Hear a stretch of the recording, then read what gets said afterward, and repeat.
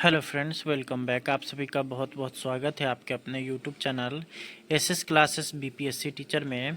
तो अभी आप लोगों के लिए गुड न्यूज़ निकल कर के आ रहा है। यदि आप बिहार में बीपीएससी या विशिष्ट शिक्षक है तो आप लोगों के लिए नया छुट्टी लिस्ट जारी किया गया है। और इस छुट्टी लिस्ट की अगर देखेंगे तो उसमें स्पष्ट कर दिया गया है कि नियोजित शिक्षकों से आपको अधिक छुट्टी दिया जाएगा। कितना अधिक छुट्टी मिलेगा, सारा कुछ हम लोग इस वीडियो में डिस्कशन करने वाले हैं। तो आप लोग चैनल पे नए होंगे तो सब्सक्राइब करिएगा, और वीडियो आपको पसंद आया तो वीडियो को ज़्यादा से ज़्यादा लाइक शेयर करिएगा। तो चलिए हम लोग शुरू कर लेते हैं इस वीडियो को, और आप लोग को डिटेल्स में दिखाते हैं कि आप लोग को कौन कौन सा छुट्टी बीपीएससी और विशिष्ट शिक्षकों को ज़्यादा मिलेगा, और वहीं कौन कौन सा छुट्टी नियोजित शिक्षकों को नहीं मिलेगा। तो चलिए हम लोग बढ़ते हैं आगे की तरफ, डिटेल्स में इस खबर को बताते हैं। तो यहाँ पे हम लोग अब देखेंगे नियोजित शिक्षक एवं राज्यकर्मी को दिए अवकाश की तुलना विवरणी यहाँ पे जारी किया गया है। इसको आप लोग को बताएंगे, और इसमें आप लोग को बताएंगे कि आप लोग को कौन कौन सा छुट्टी अधिक मिलने वाला है और कितना आप लोग जो है आप लोग का छुट्टी अधिक ले सकते हैं। सबसे पहले हम लोग बात कर लेते हैं आकस्मिक अवकाश यानी सीएल की। तो यहाँ यदि आप नियोजित शिक्षक रहते हैं तो भी आपको 16 दिन का सीएल मिलेगा, और वहीं अगर आप लोग राज्यकर्मी रहते हैं यानी कि विशिष्ट शिक्षक या बीपीएससी शिक्षक तो भी आपको 16 दिन का सीएल मिलेगा। लेकिन इसमें अंतर क्या होगा कि अगर आप नियोजित रहते हैं तो आप लगातार 10 दिनों तक ही सीएल ले सकते हैं, और यहाँ अगर आप राज्यकर्मी रहते हैं तो यहाँ पे आप लोग को 12 दिनों तक जो है आप लोग सीएल ले सकते हैं। ये यहाँ पर इसमें 2 दिनों का फ़ायदा है लगातार में। अगर आपको लगातार लेना है तो आप लोग के लिए ये यहाँ पर फ़ायदा है। वहीं आगे हम लोग बात कर लेते हैं विशेष अवकाश की।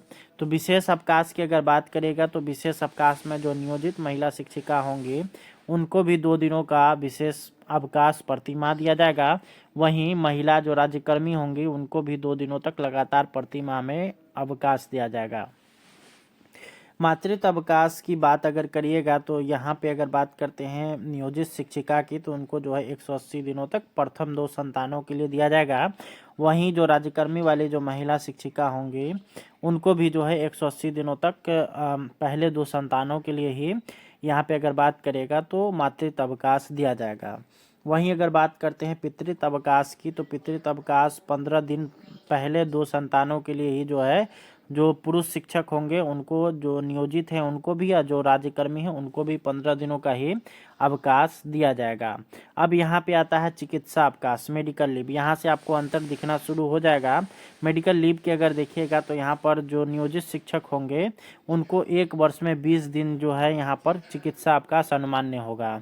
यानी अगर आपका जो है 1 वर्ष की सेवा हुई है तो 20 दिन का, और वहीं उसके बाद 2 वर्ष की हो तो 40 दिन का, 3 वर्ष की सेवा हुई है तो 60 दिन का। इस तरह से आपका टोटल 120 दिनों तक ही जो है आप लोग का पूरे सेवा अवधि में मात्र 120 दिनों तक ही चिकित्सा अवकाश आपका संचित होगा, और उसमें से आप 1 कैलेंडर वर्ष में मात्र 90 दिन ही जो है यहाँ पर आप लोग चिकित्सा अवकाश ले सकते हैं। वहीं अगर बात करिएगा जो राज्यकर्मी होंगे या शिक्षक होंगे उनके लिए जो है यहाँ पर अगर बात करिएगा तो यहाँ से आपको अंतर दिखना शुरू होगा। चिकित्सा अवकाश की अगर बात करिएगा तो जो भी राज्यकर्मी होंगे उनको 180 दिनों तक जो है यहाँ पे पूर्ण वेतन पर जो है यहाँ पे अगर बात करिएगा तो चिकित्सा अवकाश मिल सकता है। वहीं 360 दिनों तक जो है उनको अर्ध वेतन पर रूपांतरित अवकाश मिलेगा, जो कि चिकित्सा अवकाश से ही रिलेटेड है।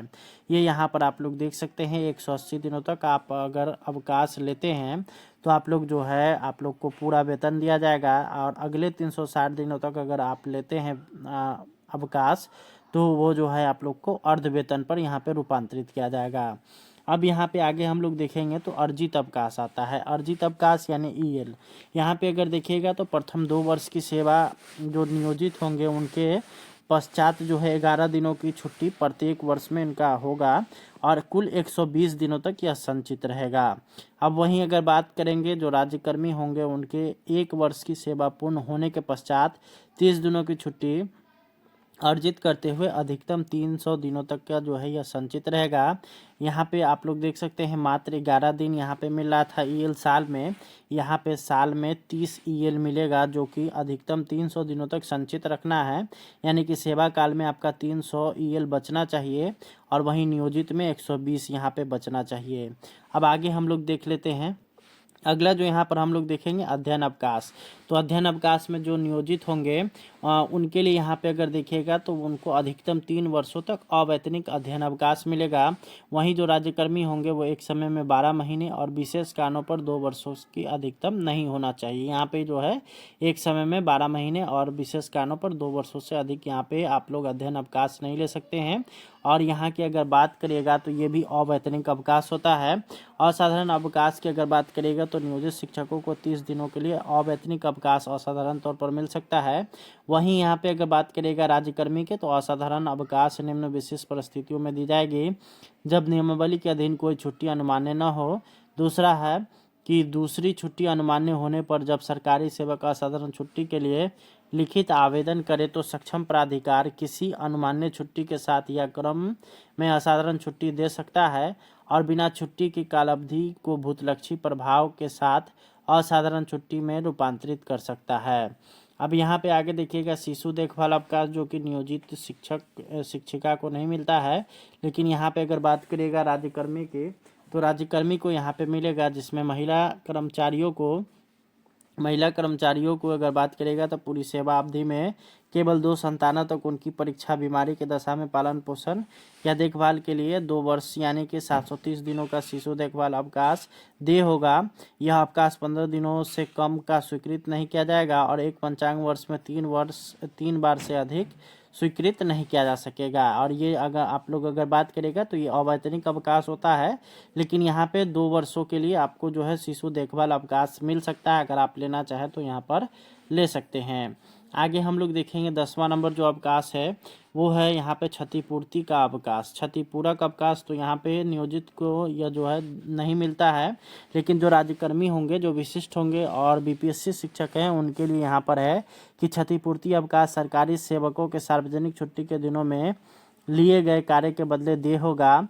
किसी भी पंचांग वर्ष में क्षतिपूर्ति अवकाश की अधिकतम सीमा 20 दिन एवं एक साथ 12 दिनों से अधिक अवधि के लिए देय नहीं होगा। क्षतिपूर्ति अवकाश का उपयोग किसी पंचांग वर्ष के अगले वर्ष के अंत तक किया जा सकता है। ये यहाँ पर आप लोग देख सकते हैं, ये स्पष्ट हो चुका है। अदेय छुट्टी की अगर बात करिएगा तो ये यहाँ पर जो नियोजित होंगे उनको नहीं मिलेगा, लेकिन अदेय छुट्टी जो है राज्यकर्मी होंगे उनको मिलेगा। स्वास्थ्य प्रमाण पत्र के आधार पर अर्ध वेतन पर 180 दिनों की स्वीकृति की जा सकती है, बशर्ते कि सरकारी सेवक की छुट्टी खत्म होने पर कर्तव्य पर लौट आने की और उसके बाद आधे वेतन पर उतनी ही छुट्टी उपार्जित करने की आशा हो। ये यहाँ पर आप लोग देख सकते हैं, इसमें स्पष्ट हो चुका है। कुल मिलाकर के आप लोग को 11 प्रकार की छुट्टी होगी, जिसमें अगर देखिएगा तो 3 में तो आपको 100% ज़्यादा छुट्टी मिल रहा है। वहीं आप बाकी सब में अगर देखिएगा अध्ययन अवकाश में तो अध्ययन अवकाश में कम है, लेकिन बाकी सारा जितना भी अवकाश है वो आप लोग को यहाँ पर अधिक मिलने वाला है अगर आप राज्यकर्मी हैं, यानी कि विशिष्ट शिक्षक हैं या बीपीएससी से बहाल शिक्षक है। तो फिलहाल इस वीडियो में इतना है। इस वीडियो को ज़्यादा से ज़्यादा शेयर करिए। मिलते हैं नेक्स्ट वीडियो में। धन्यवाद।